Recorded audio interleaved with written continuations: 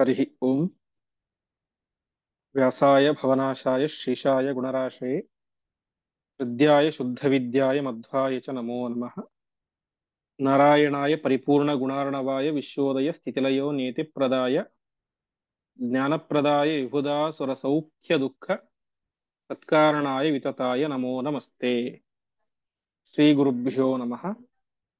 हरिः ओम्।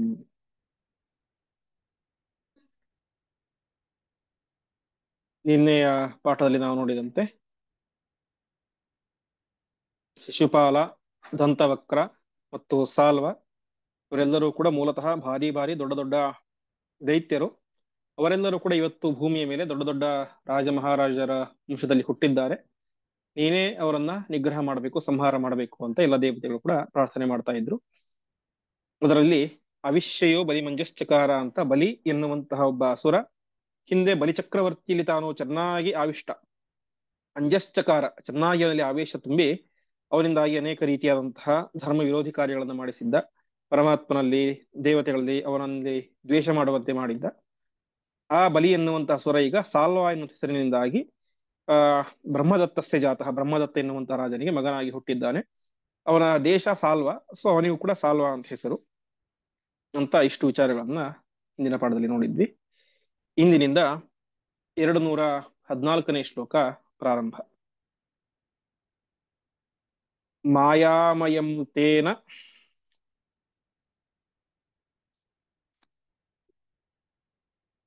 ವಿಮಾನಮಗ್ರಂ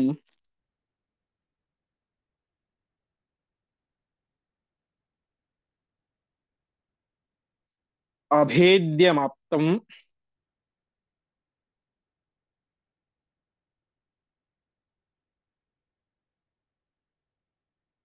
ಸಕಲೈರ್ಗಿರೀಶಾತ್.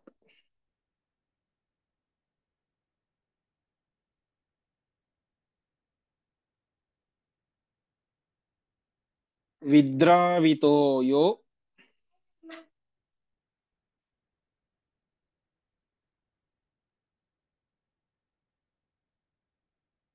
ಬಹುಶಸ್ತ್ವಯೈವ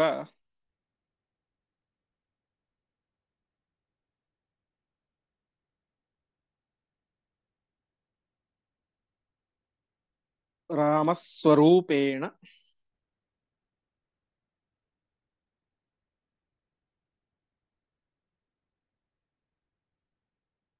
ಭೃಗೂದ್ವಹೇನ.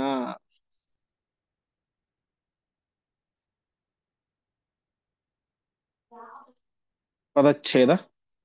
ಮಾಯಾಮಯಂ ತೇನ ವಿಮಾನಂ ಅಗ್ರ್ಯಂ ಅಭೇದ್ಯಂ ಆಪ್ತಂ ಸಕಲೈಃ ಗಿರೀಶಾತ್ ವಿದ್ರಾವಿತಃ ಯಃ ಬಹುಶಃ ತ್ವಯಾ ಏವ ರಾಮಸ್ವರೂಪೇಣ ಭೃಗೂದ್ವಹೇನ. ಪರಮಾತ್ಮ ಹತ್ತಿರ ಪ್ರಾರ್ಥನೆ ಮಾಡ್ತಾ ಇದ್ದಾರೆ. ಎಂಥವನು ಆ ಸಾಲ್ವ?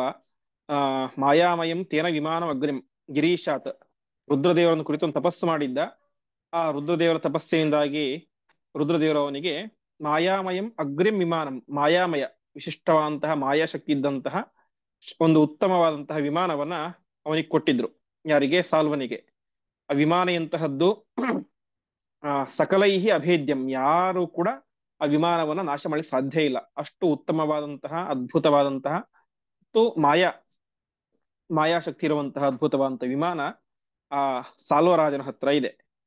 ಈ ಸಾಲ್ವರಾಜ ತುಂಬಾ ಹಳೆಯವನು. ಈ ಸಾಲ್ವನನ್ನ ನೀನೇ ಮಾಡಿದ್ದೀಯಾ ಭೃಗುದ್ವಹೇನ ರಾಮಸ್ವರೂಪೇಣ. ಭೃಗುದ್ವಹ ಅಂತೇಳಿ ಭೃಗು ವಂಶದಲ್ಲಿ ಹುಟ್ಟಿದಂತಹ ರಾಮಸ್ವರೂಪ, ಅರ್ಥಾತ್ ಪರಶುರಾಮ ರೂಪ. ನೀನು ಹಿಂದೆ ಪರಶುರಾಮ ರೂಪದಿಂದಾಗಿ ಇವನನ್ನ ಬಹುಶಃ ವಿದ್ರಾವಿತ, ಅನೇಕ ಸಲ ನೀನು ಅವನ ಜೊತೆಗೆ ಯುದ್ಧ ಮಾಡಿ ಅವನನ್ನ ಸೋಲಿಸಿ, ವಿದ್ರಾವಿತ, ವಿದ್ರಾವಿತ ಅಂದ್ರೆ ಓಡಿ ಹೋಗೋದು ಅಂತ, ಅವನನ್ನ ನೀನು ಪರಶುರಾಮ ರೂಪದಿಂದಾಗಿ ಅನೇಕ ಸಲ ಓಡಿಸಿದ್ದೀಯಾ, ಆದ್ರೆ ಕೊಂದಿಲ್ಲ. ಕೊಂದಿಲ್ಲ ಯಾಕೆ ಅಂತ ಮುಂದೆ ಕಾರಣವನ್ನು ಹೇಳ್ತಾರೆ. ಒಟ್ಟಿನಲ್ಲಿ ಈ ಸಾಲ್ವನನ್ನ ನೀನು ಅನೇಕ ಸಲ ಹೆದರಿಸಿ ಓಡಿಸಿದ್ದೀಯಾ, ಸೋಲಿಸಿ ಓಡಿಸಿದ್ದೀಯ. ಇಂತಹ ಸಾಲ್ವನ ಹತ್ರ ಅದ್ಭುತವಾದಂತಹ ಒಂದು ವಿಮಾನ ಕೂಡ ಇದೆ ಅಂತ ಹೇಳ್ತಾ ಇದ್ದಾರೆ. ಮುಂದೆ ನಾಸೌ ಹತಃ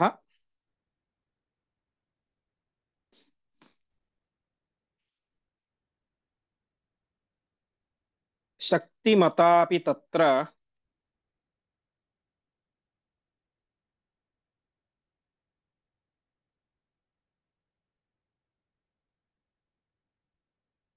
कृष्णावतारे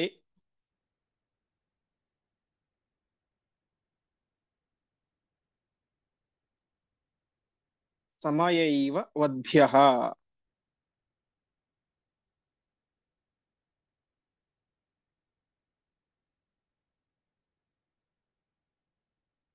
इत्यात्मसङ्कल्पम्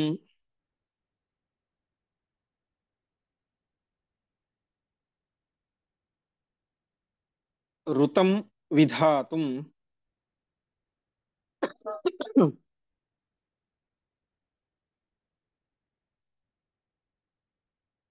स चात्र वध्यो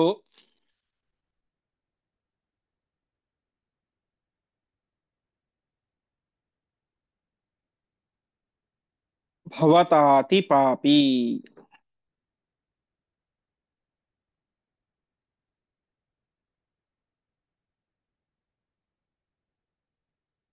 पदच्छेद न असौ अतः शक्तिमता अपि तत्र कृष्णावतारे सः मया एव वध्यः इति आत्मसङ्कल्पं ऋतं विधातुं सः च अत्र वध्यः ಭವತಾ ಅತಿಪಾಪಿ. ಪರಶುರಾಮನಾಗಿ ಅವತಾರ ಮಾಡಿದಾಗ ಅನೇಕ ಸಲ ಓಡಿಸಿದ್ದ ಅಂತ ಹೇಳ್ತಾ ಇದ್ದಾರೆ. ಸುಲಭವಾಗಿ ಸಂಹಾರ ಮಾಡಬಹುದಾಗಿತ್ತು.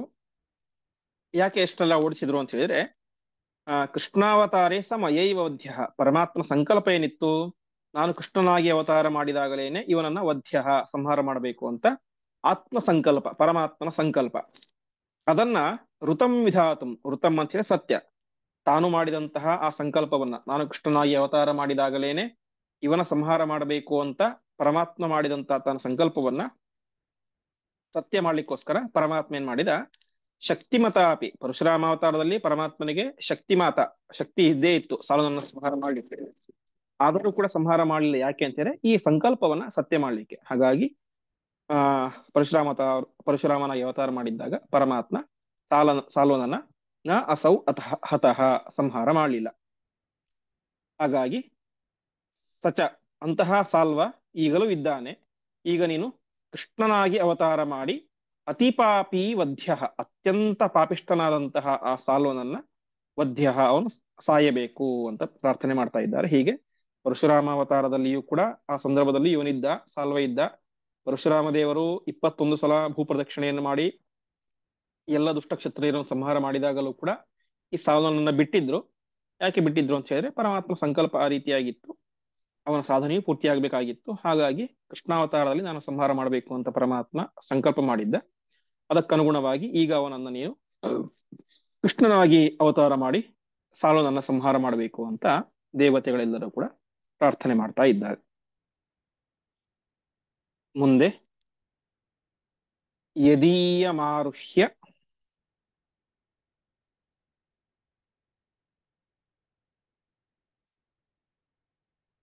ವಿಮಾನಮಸ್ಯ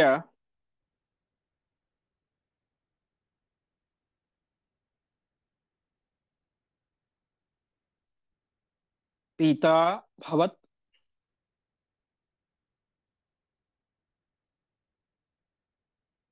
ಸೌಭಪತಿಶ್ಚ ನಾಮ್ನಾ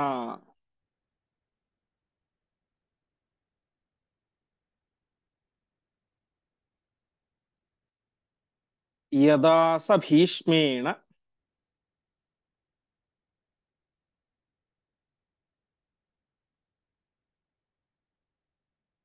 ಜಿತಃ ಪಿತಾಸ್ಯ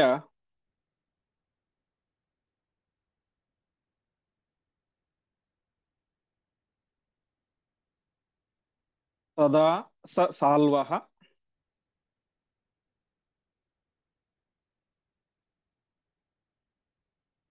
ತಪಸಿ ಸ್ಥಿತೋಭೂತ್.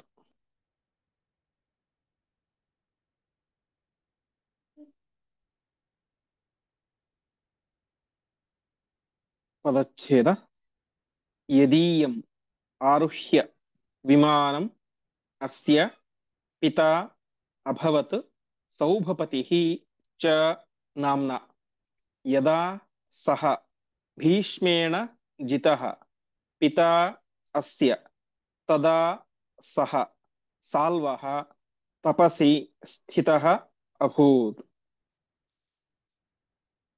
ಇಲ್ಲಿ ಹೇಳಿದಂತೆ ಈ ಸಾಲ್ವ ರುದ್ರದೇವರನ್ನು ಕುರಿತು ತಪಸ್ಸನ್ನು ಮಾಡಿ ಒಳ್ಳೆ ವಿಮಾನವನ್ನು ಪಡೆದುಕೊಂಡಿದ್ದ. ಈ ಸಾಲ್ವನ ತಂದೆ ಇದ್ನಲ್ಲ, ಯಾರು ಬ್ರಹ್ಮದತ್ತ, ಯದೀಯ ಮಾರುಷ್ಯ ವಿಮಾನಮಸ್ಯ ಪಿತ, ಅಸ್ಯ ಪಿತ, ಇವನ ತಂದೆಯಾದಂತಹ ಬ್ರಹ್ಮದತ್ತನು ಕೂಡ ಯದೀಯಂ ವಿಮಾನ ಮಾರುಷ್ಯ, ಯದೀಯ ಅಂತ ಹೇಳಿ ಯಾರ ಅಂದ್ರೆ ಸಾಲ್ವನ ವಿಮಾನವನ್ನ ಅವನು ಕೂಡ ಏರ್ತಾ ಇದ್ದ. ಅವನು ಕೂಡ ಎಂತ ಪ್ರಖ್ಯಾತನಾಗಿದ್ದ, ಸೌಭಪತಿಶ್ಚ ನಾಮ್ನ, ಆ ಬ್ರಹ್ಮದತ್ತನು ಕೂಡ ಸೌಭಪತಿ ಅಂತ ಪ್ರಸಿದ್ಧನಾಗಿದ್ದ.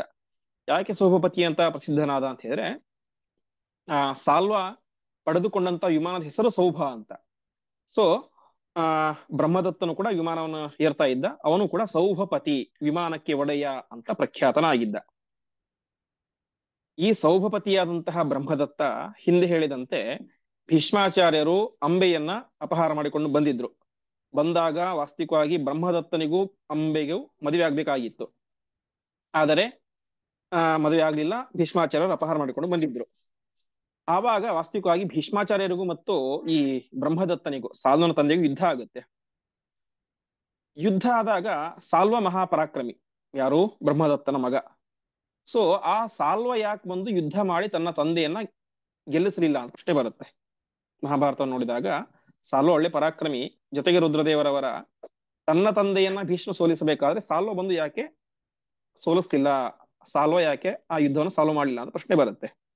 ಅದಕ್ಕೆ ಆಚಾರ್ಯ ಉತ್ತರ ಕೊಡ್ತಾ ಇದ್ದಾರೆ, ಯದಾಸ ಭೀಷ್ಮೇಣ ಜಿತ ಪಿತಾಸ್ಯ, ಯಾವಾಗ ಭೀಷ್ಮಾಚಾರ್ಯರು ಇವನ ತಂದೆಯನ್ನ, ಅರ್ಥಾತ್ ಆ ಸಾಲ್ವನ ತಂದೆಯಾದಂತಹ ಬ್ರಹ್ಮದತ್ತನ ಸೋಲಿಸಿದ್ರಲ್ಲ ಯುದ್ಧದಲ್ಲಿ, ಅಂಬೆಯ ಸ್ವಯಂವರ ಸಂದರ್ಭದಲ್ಲಿ, ಆವಾಗ ಸಾಲ್ವ ಯುದ್ಧ ಮಾಡ್ಲಿಕ್ಕೆ ಬರ್ಲಿಲ್ಲ.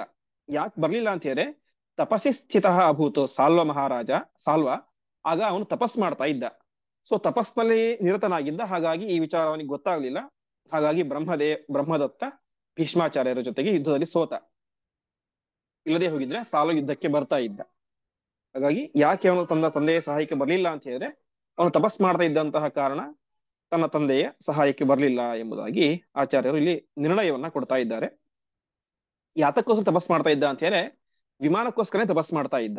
ಒಂದು ವೇಳೆ ಆಲ್ರೆಡಿ ಅವನಿಗೆ ವಿಮಾನ ಸಿಕ್ಬಿಟ್ಟಿತ್ತು ಅಂತ ಹೇಳಿದ್ರೆ, ರುದ್ರದೇವರ ವರದಿಂದಾಗಿ ಅವನಿಗೆ ವಿಮಾನ ಸಿಕ್ಕಿತ್ತು ಅಂತ ಹೇಳಿದ್ರೆ, ಅವನು ಯುದ್ಧ ಮಾಡ್ಲಿಕ್ಕೆ ಬರ್ತಾ ಇದ್ದ, ಆದ್ರೆ ತಪಸ್ ಮಾಡ್ತಾ ಇದ್ದ, ಹಾಗಾಗಿ ಅವನಿಗೆ ಗೊತ್ತಾಗ್ಲಿಲ್ಲ ಯುದ್ಧಕ್ಕೆ ಅಂತ ಅವನು ಬರ್ಲಿಲ್ಲ ಅಂತ. ಮುಂದೆ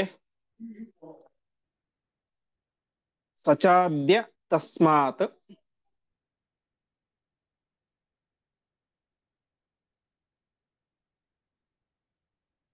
ತಪಸಃ ನಿವೃತ್ತಃ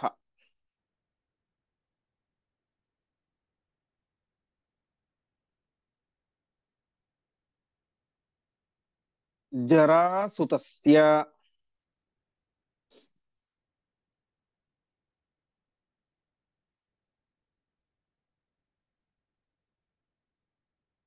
ಅನುಮತೆ ಸ್ಥಿತೋ ಹಿ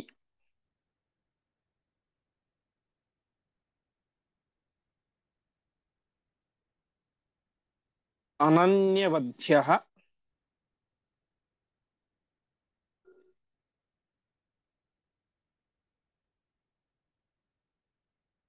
ಭವತಾದ್ಯವಧ್ಯಃ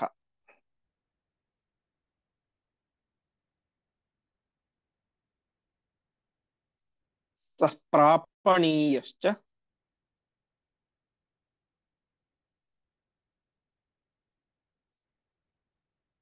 ತಥೋಗ್ರೇ.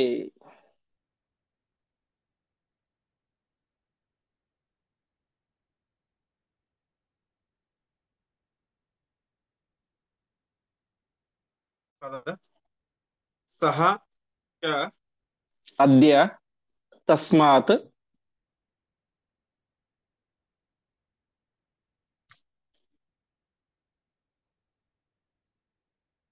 ಸಹ ಚ ಅದ್ಯ ತಸ್ಮಾತ್ ತಪಸಃ ನಿವೃತ್ತಃ ಜರಾಸುತಸ್ಯ ಅನುಮತೆ ಸ್ಥಿತಃ ಹಿ ಅನನ್ಯವಧ್ಯಃ ಭವತಾ ಅದ್ಯ ವಧ್ಯಃ. ಸಹ ಪ್ರಾಪಣೀಯ ಚ ತಮಸಿ ಅಥ ಉಗ್ರೇ. ಈ ಸಾಲ್ವ ಈಗ ಭಾರಿ ಪರಾಕ್ರಮಿಯಾಗಿ ಬಿಟ್ಟಿದ್ದಾನೆ. ಸಚಾದ್ಯ ತಸ್ಮಾತ್ ತಪಸ್ಸಃ ನಿವೃತ್ತಃ, ತನ್ನ ತಪಸ್ಸನ್ನ ನಿವೃತ್ತಿಯಾಗಿ ಅರ್ಥಾತ್ ತನ್ನ ತಪಸ್ಸನ್ನ ಪೂರ್ತಿಯಾಗಿ ಮುಗಿಸಿಬಿಟ್ಟಿದ್ದಾನೆ. ಅಷ್ಟು ಮಾತ್ರ ಅಲ್ಲ, ಮೊದಲೇ ದುಷ್ಟ. ಜರಾಸುತಸ್ಯ ಅನುಮತೆ ಸ್ಥಿತ, ಜರಾಸಂಧನ ಜೊತೆಗೆ ಈಗ ಕೈ ಕೈ ಜೋಡಿಸಿದ್ದಾನೆ ಅಂತ ಇಂದಿನ ಪಾಠದಲ್ಲಿ ಹೇಳಿದಂತೆ. ಜರಾಸಂಧ ಆಗಿನ ಕಾಲದ ಭಾರಿ ಪರಾಕ್ರಮಿ, ಅಷ್ಟೇ ನಿಪುಣ, ಅಷ್ಟೇ ಚಾಣಾಕ್ಷ ಆದಂತಹ ದೊಡ್ಡ ರಾಜಕಾರಣಿಯಾಗಿದ್ದ. ಬರೀ ಅವನು ದುಷ್ಟ ಮಾತ್ರ ಅಲ್ಲ, ದೊಡ್ಡ ರಾಜಕಾರಣಿ, ಒಳ್ಳೆ ರಾಜಕಾರಣ ಬುದ್ಧಿ ಕೂಡ ಅವನ ಇತ್ತು. ಹಾಗಾಗಿ ಆಗಿನ ಕಾಲದ ಎಲ್ಲ ಸಣ್ಣ ಪುಟ್ಟ ದುಷ್ಟರನ್ನು ಕೂಡ ತನ್ನ ಜೊತೆಗೆ ಸೇರಿಸ್ಕೊಂಡು ತಾನು ಒಂದು ಪವರ್ಫುಲ್ ರಾಜಕಾರಣಿ ಆಗ್ಬೇಕು ಅಂತ ಪ್ರಯತ್ನ ಮಾಡ್ತಾ ಇದ್ದಂಥವನು ಜರಾಸಂಧ. ಹಾಗಾಗಿ ಈ ಸಾಲ್ವ, ಶಿಶುಪಾಲ, ದಂತವಕ್ರ ಎಲ್ಲರೂ, ಕಂಸ ಎಲ್ಲರೂ ಕೂಡ ಜರಾಸಂಧನ ಪಾರ್ಟಿಯವರು. ಅವನೇನಾಗಿದ್ದಾನೆ ಈಗ ಜರಾಸುತಸ್ಯ ಅನುಮತೆ ಸ್ಥಿತೋಹಿ, ಜರಾಸಂಧನ ಜೊತೆಗೇನೆ ತಾನು ಇದ್ದಾನೆ. ಅವನನ್ನ ಸಾಯಿಸ್ಲಿಕ್ಕೆ ಬೇರೆಯವರ ಕೈಯಿಂದ ಸಾಧ್ಯ ಇಲ್ಲ. ಯಾಕೆಂತೇಳಿ ರುದ್ರದೇವರವರ ಅನನ್ಯವಧ್ಯ, ಬೇರೆಯವರಿಂದ ಸಾಯಿಸಲಿಕ್ಕೆ ಸಾಧ್ಯ ಇಲ್ಲ. ಭವತ ಅದ್ಯವಧ್ಯ, ಹಾಗಾಗಿ ಭವತ ನಿನ್ನಿಂದಲೇನೆ ಅವನ ಸಂಹಾರ ಆಗಬೇಕು, ಸಾಲ್ವನ ಸಂಹಾರ ನಿನ್ನ ಕೈಯಲ್ಲಿ ಆಗಬೇಕು. ಸ ಪ್ರಾಪಣೀಯಶ್ಚ ತಮಸ್ಯತೋಗ್ರೆ, ಅದಾದ ಮೇಲೆ ಅವನನ್ನ ಉಗ್ರೇ ತಮಸಿ, ಅತ್ಯಂತ ಕ್ರೂರವಾದಂತಹ ಅಂಧನ್ ತಮಸ್ಸಿನಲ್ಲಿ ಸಹ ಪ್ರಾಪಣೀಯ, ಅವನನ್ನ ಸೇರಿಸಬೇಕು ಅಂತ. ಹೀಗೆ ತಮಸ್ಸಿಗೆ ಹೋಗಲಿಕ್ಕೆ ಯೋಗ್ಯರಾದಂತಹ ವ್ಯಕ್ತಿ ಈ ಸಾಲ್ವ. ಇವನು ತಪಸ್ಸನ್ನು ಮಾಡಿದ್ದಾನೆ, ವರವನ್ನು ಪಡೆದುಕೊಂಡಿದ್ದಾನೆ, ವಿಮಾನವನ್ನು ಪಡೆದುಕೊಂಡಿದ್ದಾನೆ, ಬಲಿಷ್ಠನೂ ಆಗಿದ್ದಾನೆ, ಕ್ರೂರನೂ ಆಗಿದ್ದಾನೆ, ಜೊತೆಗೆ ಜರಾಸಂಧನ ಜೊತೆಗೆ ಸೇರಿಕೊಂಡಿದ್ದಾನೆ. ಹಾಗಾಗಿ ಅವನನ್ನ ನೀನು ಸಂಹಾರ ಮಾಡಬೇಕು. ಹಾಗಾಗಿ ನೀನು ಕೃಷ್ಣನಾಗಿ ಅವತಾರ ಮಾಡಿ ಅವನ ಸಂಹಾರ ಮಾಡು ಅಂತ ಇನ್ನೊಂದು ಪ್ರಾರ್ಥನೆ. ಕೃಷ್ಣಾವತಾರ ಆಗಲಿಕ್ಕೆ ಇನ್ನೊಂದು ಪೂರಕವಾದಂತಹ ಪಾಯಿಂಟ್ ಅನ್ನು ಕೂಡ ದೇವತೆಗಳು ಪರಮಾತ್ಮನ ಮುಂದೆ ವಿನ್ನಯಿಸಿಕೊಳ್ತಾ ಇದ್ದಾರೆ. ಇಷ್ಟ ಆಯಿತು. ಅದಾದ ಮೇಲೆ ಮಹಾಭಾರತದಲ್ಲಿ ಕಾಣುವಂತ ಇನ್ನೊಬ್ಬ ಕ್ರೂರಿ ಅಂತ ಹೇಳಿ ಅದು ಕೀಚಕ. ಸಾಕ್ಷಾತ್ ಅವನ ಯಾರು ಅಂತ ಹೇಳಿದ್ರೆ ಈ ಬಲಿಚಕ್ರವರ್ತಿಯ ಮಗ ಇದ್ದ ಬಾಣ ಅಂತ. ಅವನಲ್ಲಿ ಇನ್ನೊಬ್ಬ ಬಾಣ ಅಂತ ಅಸುರ ಇದ್ದ. ಹೇಗೆ ಬಲಿಚಕ್ರವರ್ತಿಯಲ್ಲಿ ಬಲಿ ಎನ್ನುವಂತ ಅಸುರ ಇದ್ನೋ, ಈ ಅವನ ಮಗನಾದಂತಹ ಬಾಣನಲ್ಲಿ ಬಾಣ ಅಂತ ಒಬ್ಬ ಅಸುರ ಇದ್ದ. ಅದರ ಬಗ್ಗೆ ಇಲ್ಲಿ ತಿಳಿಸ್ತಾ ಇದ್ದಾರೆ. ಯೋ ಬಾಣಮಾವಿಶ್ಯ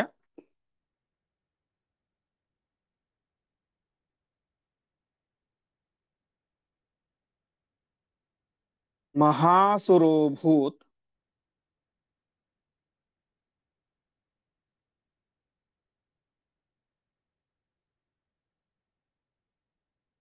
ಸ್ಥಿತಃ ಸ ನಾಮ್ನಾ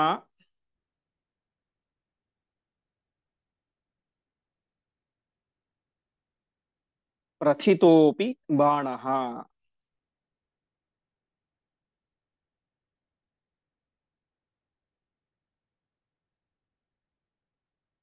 ಸಕೀಚಕೋ ನಾಮ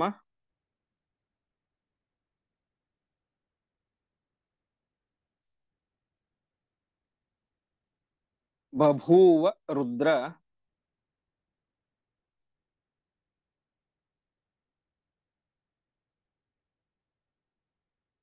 ವರಾತ್ ಅವಧ್ಯಃ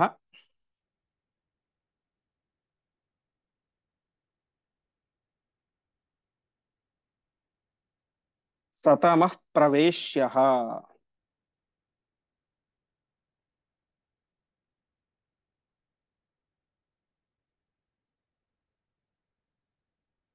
ಪದಚ್ಛೇದ. ಯಹ ಬಾಣಂ ಆವಿಶ್ಯ ಮಹಾಸುರಃ ಅಭೂತ್ ಸ್ಥಿತಃ ಸಹ ನಾಮ್ನಾ ಪ್ರಥಿತಃ ಅಪಿ ಬಾಣಃ ಸಹ ಕೀಚಕಃ ನಾಮ ಬಭೂವ ರುದ್ರವರಾತ್ ಅವಧ್ಯಃ ಸಹ ತಮಃ ಪ್ರವೇಶ್ಯಃ. ಯೋ ಬಾಣಮಾವಿಶ್ಯ ಮಹಾಸುರಃ, ಮಹಾ ಅಸುರನಾದಂತಹ, ನಾಮ್ನಾ ಬಾಣಃ ಪ್ರಥಿತಃ, ಹೆಸರು ಅವನದ್ದು ಬಾಣ. ಅವನೇನಾಗಿದ್ದ ಬಾಣಂ ಆವಿಶ್ಯ, ಅಲ್ಲಿ ಇವನು ಕೆಟ್ಟ ಬಾಣ, ಅಸುರ ಬಾಣ.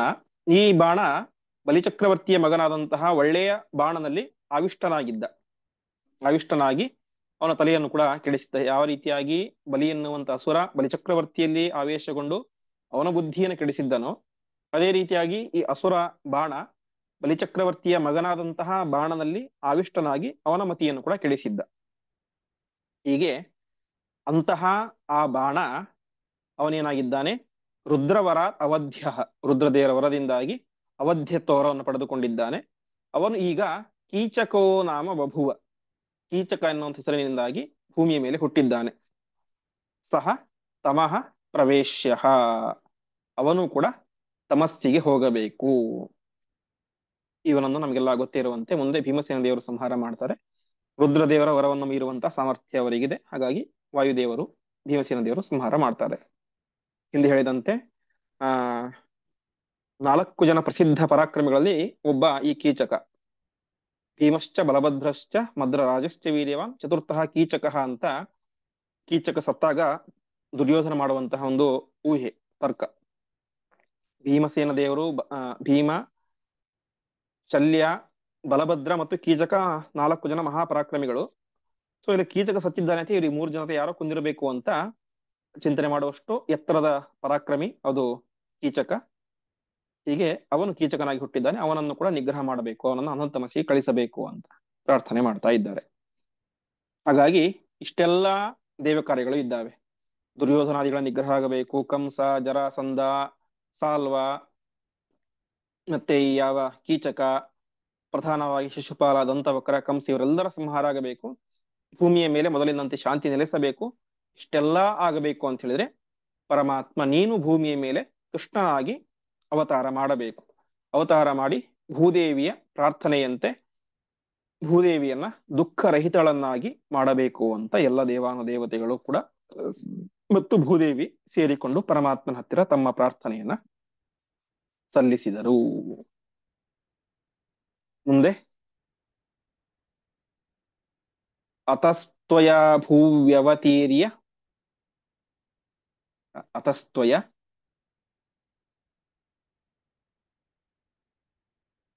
ಭೂವ್ಯವತೀರ್ಯ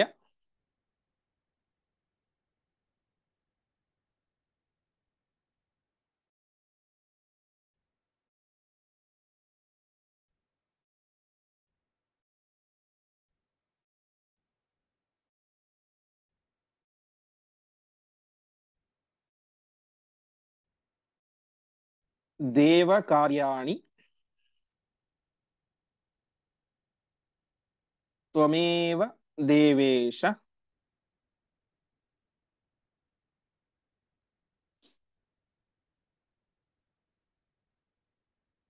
ಗತಿಃ ಸುರಾಣಾಂ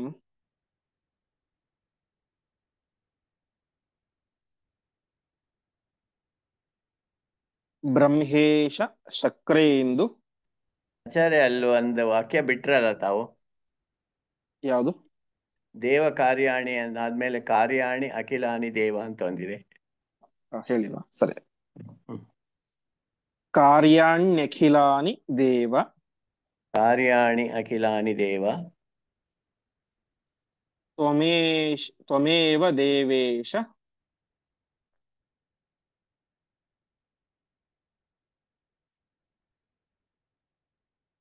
ಗತಿಃ ಸುರಾಣಾಂ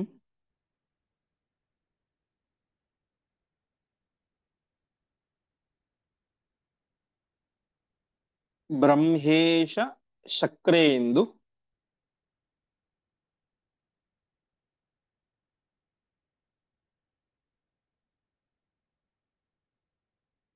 ಯಮಾದಿಕಾನಾಂ.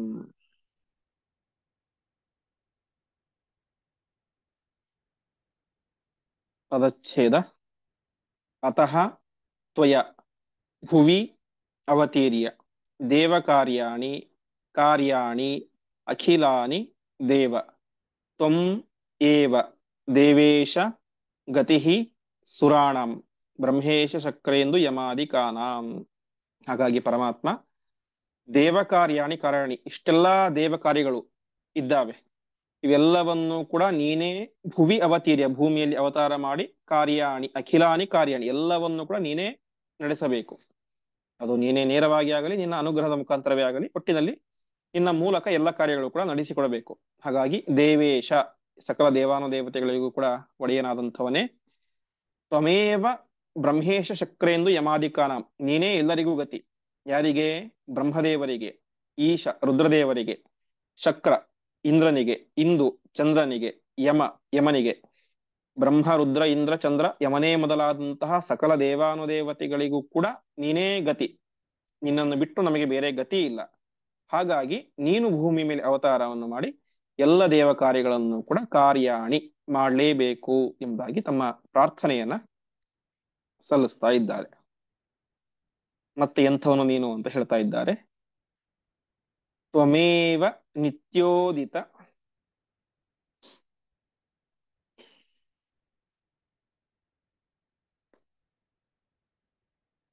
ಪೂರ್ಣ ಶಕ್ತಿ.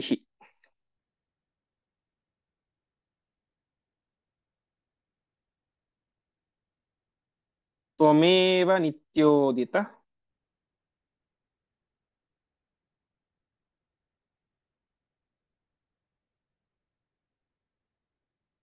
ಪೂರ್ಣ ಚಿದ್ಘನ.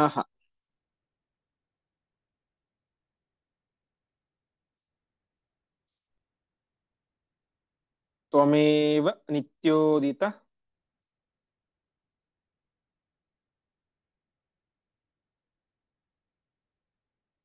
ಪೂರ್ಣ ಸತ್ಸುಖ.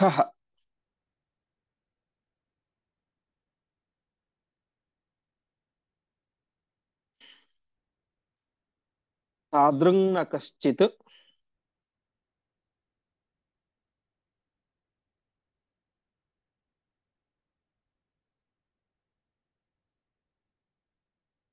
ಕುತ ಏವ ತೇಧಿಕಃ.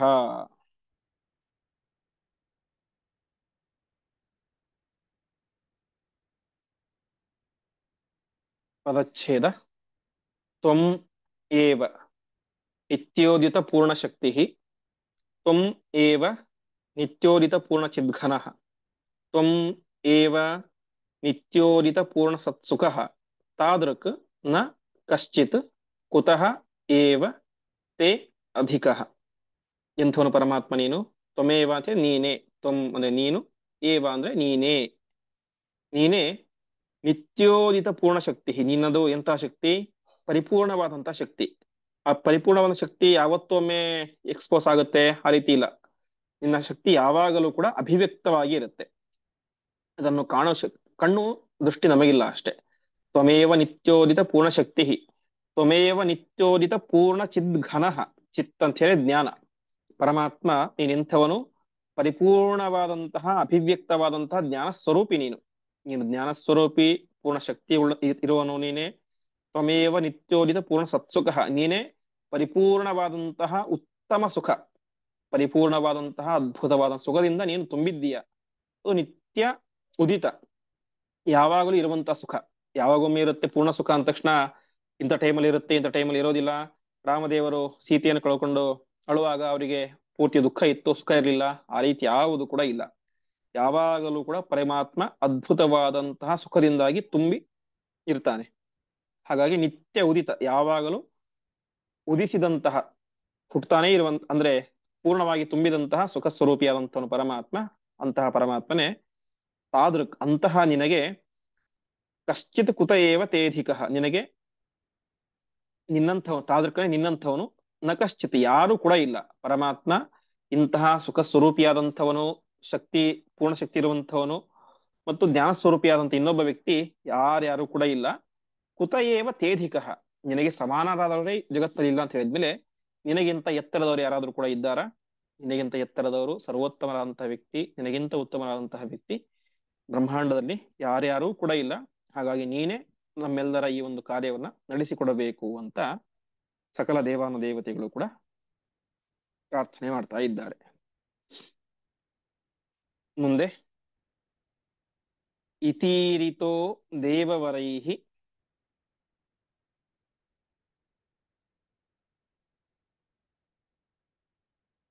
ಉದಾರ ಗುಣಾರ್ಣವಃ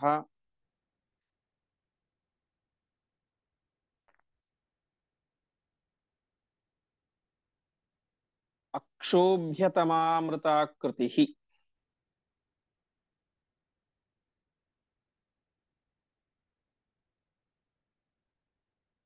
ಉತ್ಥಾಯ ತಸ್ಮಾತ್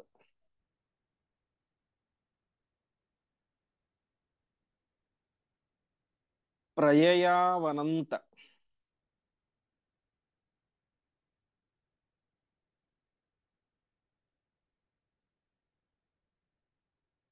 ಸೋಮಾರ್ಕ ಕಾಂತಿ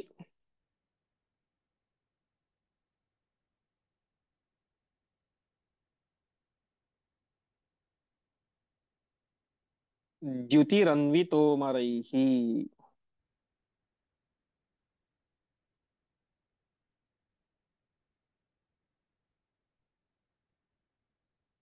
ಪದಚ್ಛೇದ ಇತಿ ಈರಿತಃ ದೇವವರೈಃ ಉದಾರ ಗುಣಾರ್ಣವಃ ಅಕ್ಷೋಭ್ಯತಮಾಮೃತಾಕೃತಿಃ ಉತ್ಥಾಯ ತಸ್ಮಾತ್ ಪ್ರಯಯೌ ಅನಂತ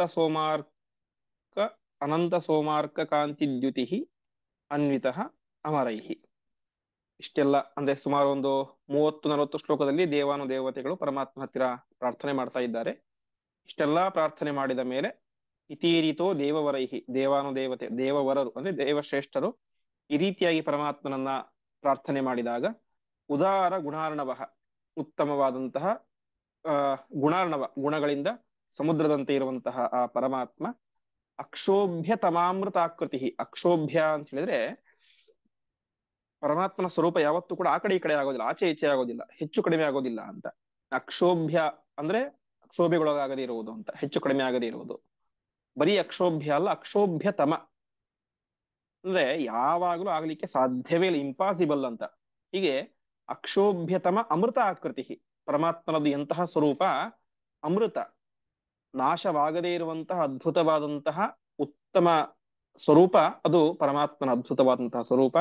ಅಂತಹ ಸ್ವರೂಪದ ಗುಣಗಳ ಸಮುದ್ರನಾದಂತಹ ಪರಮಾತ್ಮ ತಾನೇನ್ ಮಾಡಿದ, ಉತ್ಥಾಯ, ಪರಮಾತ್ಮ ಕುಳಿತುಕೊಂಡು ಎಲ್ಲ ದೇವಾನುದೇವತೆಗಳು ಮಾಡಿದಂತಹ ಪ್ರಾರ್ಥನೆಯನ್ನ ಕೇಳಿಸ್ಕೊಳ್ತಾ ಇದ್ದ. ಪ್ರಾರ್ಥನೆ ಮುಗಿಯಿತು, ಎದ್ದಂತಹ ಆ ಪರಮಾತ್ಮ ಅನಂತ ಸೋಮಾರ್ಕ ಕಾಂತಿದ್ಯುತಿ, ಸಾವಿರಾರು ಮಾತ್ರ ಅಲ್ಲ, ಅನಂತ ಸೋಮ ಮತ್ತು ಅರ್ಕ ಅಂತಿರೆ ಸೂರ್ಯ ಚಂದ್ರರ ಅದ್ಭುತವಾದಂತಹ ಕಾಂತಿಯಿಂದ ಅನ್ವಿತಃ ಕೂಡಿದಂತಹ ಆ ಪರಮಾತ್ಮ ಅಮರೈಹಿ ಅನ್ವಿತಃ ಪ್ರಯಯೋ, ದೇವಾನುದೇವತೆಗಳೊಂದಿಗೆ ಅಲ್ಲಿಂದ ಪ್ರಯಯೋ ಹೊರಟು ಹೋದ. ಹೀಗೆ ಎಲ್ಲ ಬ್ರಹ್ಮಾದಿ ದೇವತೆಗಳು ಕೂಡ ಸೇರಿಕೊಂಡು ಅದ್ಭುತವಾಗಿ ಪ್ರಾರ್ಥನೆ ಮಾಡಿದಾಗ ಅವರ ಪ್ರಾರ್ಥನೆಗೆ ಮನಸೋತಂತಹ ಪರಮಾತ್ಮ ದೇವತೆಗಳಿಂದ ಕೂಡಿಕೊಂಡು ಅಲ್ಲಿಂದ ಹೊರಟ. ಎಲ್ಲಿಗೆ ಹೊರಟ? ಅಲ್ಲಿ ಹೋಗಿ ಏನ್ ಮಾಡಿದರು? ಮೇರು ಪರ್ವತಕ್ಕೆ ಹೋಗ್ತಾರೆ. ಅಲ್ಲಿ ಎಲ್ಲರೂ ಕೂಡ ಸೇರಿಕೊಂಡು ಒಂದು ಸಭೆಯನ್ನ ಮಾಡ್ತಾರೆ. ಯಾವ ರೀತಿಯ ಸಭೆ, ಅಲ್ಲಿ ಆದಂತ ನಿರ್ಣಯಗಳೇನು ಎನ್ನುವಂತ ವಿಚಾರವನ್ನು ಮುಂದಿನ ಪಾಠದಲ್ಲಿ ನೋಡೋಣ ಎಂಬುದಾಗಿ ಹೇಳ್ತಾ ಇಂದಿನ ಪಾಠವನ್ನ ಶ್ರೀಕೃಷ್ಣಾರ್ಪಣಮಸ್ತು.